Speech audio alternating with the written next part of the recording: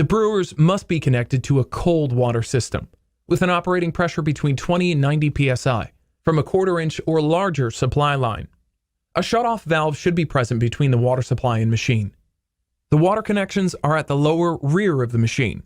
Flush the water line, then securely attach the line to the inlet fitting at the rear of the brewer. Make sure that the water contains no chlorine, a hardness level of 3 to 6 grains, and a water filtration system is in place.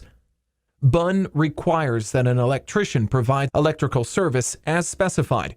Using a voltmeter, check the voltage and color coding of each conductor at the electrical source. Connect the dispenser to the power source. Whenever you need to replace plumbing, be sure that the dispenser is disconnected from any power source.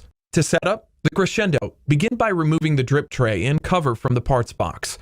Assemble the cover to the drip tray, then slide it under the front door of the machine, engaging the rear of the drip tray into the opening in the lower front of the machine. Next, remove the espresso brew group from the parts box and align the keyed side of the brew tube fitting with the mating hole in the brew group.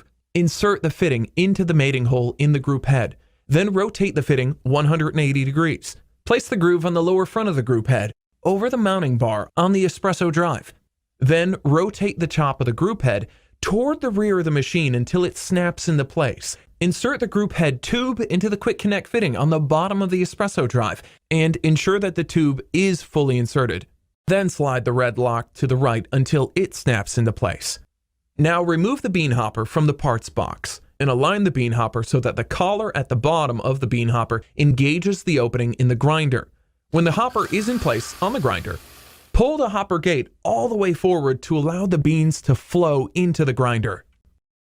Now that the plumbing is hooked up and the Sure immersion is plugged in, the dispenser is ready for the initial fill and heat.